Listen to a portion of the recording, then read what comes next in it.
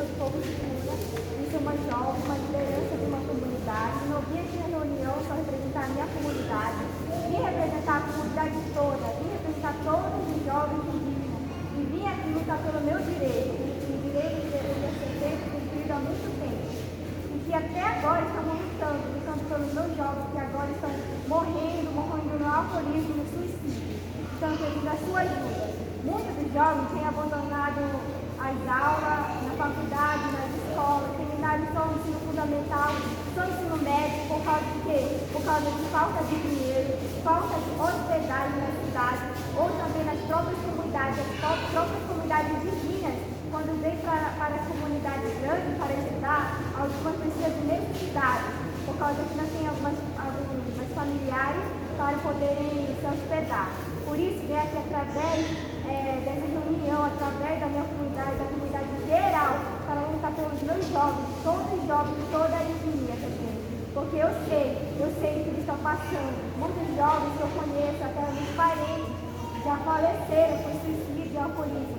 E vem aqui lutar pela educação, pela toda a comunidade, pela toda a população indígena.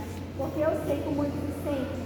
Alguns dos universitários, alguns deles desistiram da faculdade por falta de hospedagem na cidade ou por falta de direito. Por isso, venho lutar para que traga uma faculdade dentro das comunidades mesmo, para que possamos estudar dentro da comunidade. Eu, como estudante, venho lutando pela educação também. E alguns dos alunos lutaram pela CEMED, alguns lugaram de trata sobre educação. E algum pessoal, alguma equipe da CEMED, até falaram com a gente, falaram com os jovens comunicadores também sobre a educação dentro da comunidade.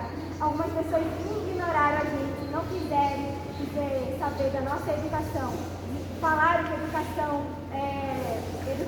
nossa educação indígena voltada aos jovens, são nada, para eles são um nada mesmo. Para eles não importa, a lei para eles não importa. A nossa lei para eles é um nada para eles. Por isso, vem aqui lutar pelos meus jovens. Por falta de dinheiro, hospedagem, alimentação, voltada a eles mesmos, alguns jovens acabam se suicidando, vivendo no alcoolismo, nas drogas. Por isso, vem aqui lutar pelos meus jovens, não só os jovens do povo de Cuna, e estou falando isso no modo geral, falando todos os jovens. Então é isso. Muito obrigada.